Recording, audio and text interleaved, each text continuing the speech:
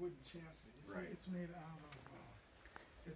out of what actually came off of a deck.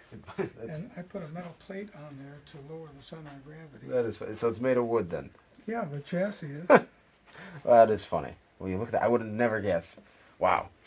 Well, hello everybody and welcome. We are here back at Jimmy's illustrious racetrack, and we've heard a lot about his car collection recently. Some of you all might have watched that video. And those cars, as you may know, are 1/32nd scale. So we're here to talk about something a little bit bigger and maybe something a little bit more special to especially you guys who might remember these 1/24th scale model kits when you were younger. So Uncle Jim, tell us about some of your cars that you got here. This actually started life, all these cars I'm going to show you. I haven't dug this out in maybe 2 years, so I'm not sure what to expect. But this was a 1/24th scale AMT model. Wow. And I built the chassis from scratch. You can see it's made out of wood. Yeah, you might have all heard my glued comment. together. You know, what rings in my ears is my woodshop teacher in 7th grade saying, if you do your joints good enough, the joints should hold and the wood break first. So with that, I designed my chassis out of very light, straight, what's the word, the kind of wood, I forgot. It's the kind of wood that doesn't rot when you put it in the ground. Cedar. Cedar, yeah. It's cedar because it doesn't have knots and it's real straight grained. Right. Actually, my buddy built a deck out of cedar and I kept the wood. But the reason there's a plate there is not only to be able to attach it to the body, but it lowers the center of gravity. Right. See, it sits down low. Yes. The car has ball bearings for bushings, You look at that, yeah. and it goes quite fast. I bet it does. He said proudly. And all these are scratch parts. If you look in there, you can see it's nothing more than a paper clip wired. I should probably take the body off to show you. 2 holes into the wood, and the paper clip is epoxied in there, and that's what supports the shoe. The shoe is just bought at a hobby shop. And then on these tires, a friend of mine showed me how I can take regular tires and get black silicone and wet my fingers, spin these on the drill press on my drill, and you can smear silicone around it. Feel how grippy that is. Oh, yeah. Yeah, it's far more than just regular rubber. Yeah. So what I'm proud of is the detailing. You see my hood pins? You look at that. Wow. Actually, that's a 1/8 inch paper punch on aluminum tape. Wow. And then I just drilled a small hole and put a nail in there. I'm not a nail, but a pin, and I cut it off and wired it on. So this is a mid-60s NASCAR. Let me see what else is here for you to view. Oh, So this is my pride and joy right that's here. beautiful. This is my Flat Rock Speedway Special. You know, all towns have a figure-8 race or a small half-mile oval. Right. And that's what these kind of cars used to race on. This happens to be an AMT model of a 49 Ford. Wow. That's gorgeous. Look at that thing. Yeah. And, you know, I put the details in, like sanding off the molding and put the clip holes still in there. Right. It made it look like somebody got it out of a junkyard and I like built it up. I like the details on it, you know. the number It's and fun, everything. and it goes good. It has the same wood chassis, 49 Mercury. It's a wood chassis with the same idea as that other car that I just showed you.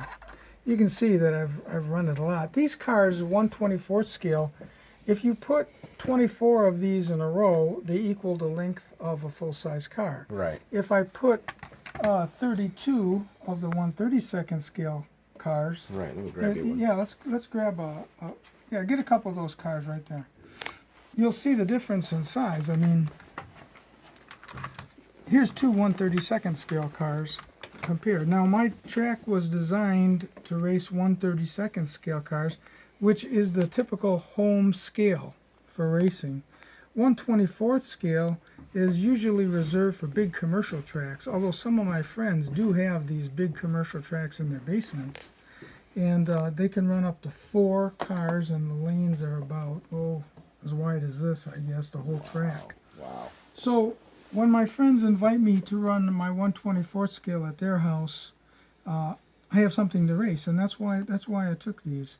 You can see it's that's not modeled in. That's actually exchange of paint. so to speak. Hey, but it adds some character to it. That's Yeah, for it sure. does.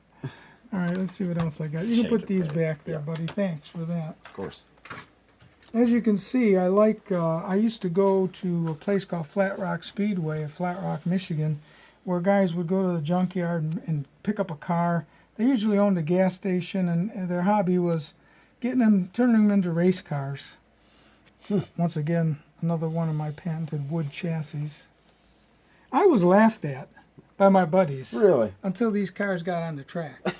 And then you show Yeah, them, right? because the principle here is it's so light up until you get to the bottom plate. So I've lowered the center of gravity. So it sticks. Yeah. Yeah. Let's see what else I got. You know what? I honestly forgot what I got in here. That's the truth. See what else we got. Ooh. Oh, this is one I built for my son, Danny. Oh, that's cool. That's why it's got Danny's Auto Salvage. Wow. And this guy has a wood chassis too. Maybe just a little bit longer, Right. but it's the same sort of thing. That way, if they get smashed and crashed, well, it doesn't look so bad. This is my case that I will take to my friend's house to race 1/24th scale. Now, this is much more fine scale. This is a car that raced in 1964 or 63? 63. And Tiny Lund raced in the car. He wasn't supposed to be the driver for this car, but he ended up winning the Daytona 500 that year. And the reason he was chosen to race this is because, I can't remember who the race driver was, but the race driver who was supposed to race this car on Sunday, the day before, took a car and tried to beat the closed lap record Right. at Daytona for speed. And his car caught air, flipped over, and caught fire. Ew. And Tiny Lund was a big farm boy, and he was there just to substitute. He was looking for a drive. Right. And he ran out onto the track and pulled this guy out before the whole car exploded. Well, the guy did get burned. He had to go to the hospital. Can't remember the driver's name, but he couldn't race the car the next day. And they had Tiny Lund race the car, Yeah. and he won the Daytona 500. Huh. So that's what I tried to replicate here. I got the original, unlike these cars, which are just some fantasy car I made up. These cars are detailed and designed to be a scale rendition of the car that won the Daytona. Wow. Take a look at that. Some of the detail on that. This is the car. This is the car that I built to scale that replicates the car that Fireball Roberts got killed in. Oh, yeah. Yeah, I saw that on Wide World of Sports, where his car hit the wall and burst into flame. Back then, the safety issues were huge. I mean, there was nothing there but bravado and bravery to keep the guys from getting killed, I guess, and God on their side.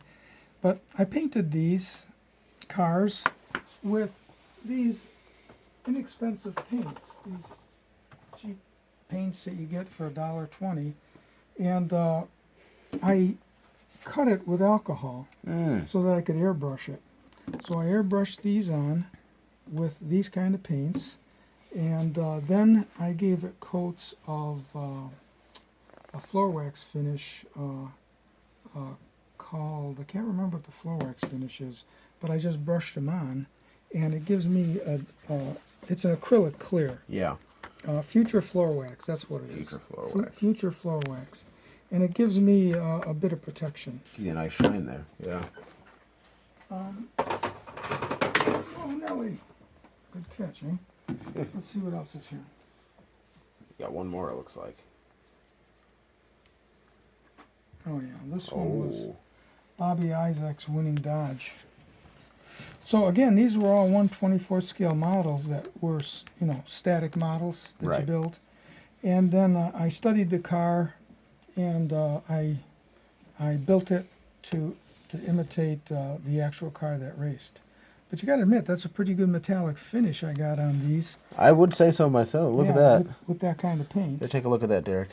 When you first paint it on, it isn't that sweet. Right. It's a little bit flat looking, but with the future floor wax, and now these are a good 10 years old.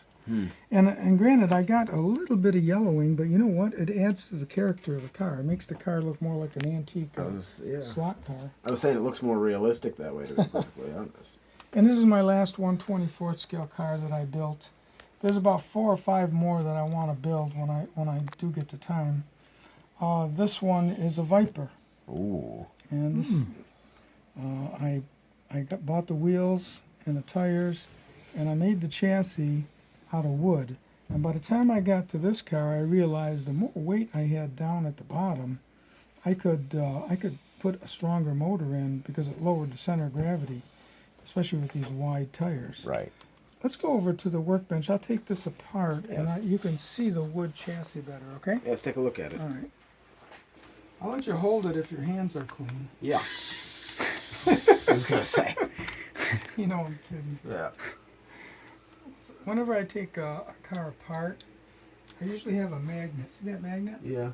I can just do like that. Oh, that's smart. And I don't lose them. That's you know what smart. I mean? And I had too many kids. Come on, Johnny, we're going to race. I can't find my screws. Did you stick them to the magnet? No. Well, I did that just once. Yeah, that's... See, that would be a problem. You know, the magnet's a pretty good idea if you're taking a car apart, you know. I got this stupid thing at Ace Hardware for free years ago when ACO was giving away, bring a coupon and get a free thing. Right. This thing is so handy. It takes 4 batteries in there. And it isn't very powerful, but I don't need it to be powerful with the slot cars. No, it's perfect for a slot car. Huh. Okay, so first let's look at the model. I had to put these blocks in there. And I used this rubber to dampen the vibration between the chassis and the body. Don't ask me why that makes the car go faster, but everybody in slot cars knows that if you segregate the chassis from the body somehow, even by loosening the screws and it rattles, the car will go faster. Huh. I wouldn't have guessed that, to be honest. And this is the chassis, complete with spider webs, which shows you how long it's been. This is a big Mabuchi 500 motor, and you can see I made this car out of tongue depressors. Can you guys see that? Oh, yeah. Yeah. Can you see the tongue depressor in there? You look at that. And these blocks of wood I made sure were the exact right size. Then I clamped them in the vise with glue. And I guarantee you that joint will hold before the tongue depressor breaks. Huh. And then I put ball bearings in, which really helps. I was kind of worried that when I drip oil on this, that the oil would make the wood swell, but I've had no problems. Oh, I've had no problems. that's good. There's another tongue depressor which holds the shoe. See that? You look at that, yeah. Yeah, so that's how that goes together, guys. Huh. I just thought it'd be of interest to show what you can do, to model a bigger scale. This is just a piece of cardboard painted black, and then that's screening material to make the venting look more realistic with dry brush silver, Right, yeah. and that's about it. But all these were made from 1/24 scale model kits. That's pretty cool. Yeah. Repurposing them for the slot car racetrack, really. Yeah. Wow. These kind of cars were way more popular than 132nd because all the kids would go to the slot car tracks to run them. Right, And it was a really big thing. right. Okay, I'm gonna. Thank you. So Just- that's it. That's what I had to show you. That's pretty awesome. So between this guy and these right here, that's my whole collection in 1/24 scale. Wow. Someday I'm gonna build a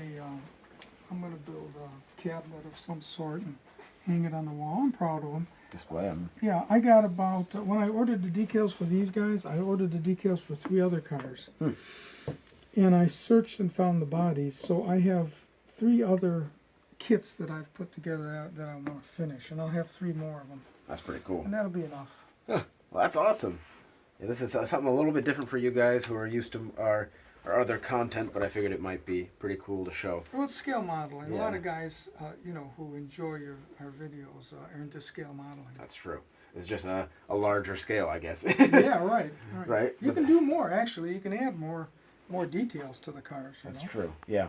And you can, I guess, further appreciate them. In the smaller cars, if you had the time and patience, I'm sure you could add the Yeah, details, right. but could you see them? That's Right, right. But anyway, yeah, that's pretty awesome. Well, thank you for showing us your collection. Sure. Yeah. I'll wrap them up, and then Awesome. someday build a cabinet for them. Right. And then we'll get to see them in their full glory for sure. Right. But yeah, that was pretty cool. So if you guys like this sort of content and you want to see something else in particular, be sure to leave a comment below. Tell us what you want to see, and we'll try and make a video about it. If you want to see more 1/24th scale stuff, we could talk more about it at another time. Again, leave a comment. If not, be sure to like this video if you enjoyed, and subscribe if you want to see more of this content. Otherwise, signing off.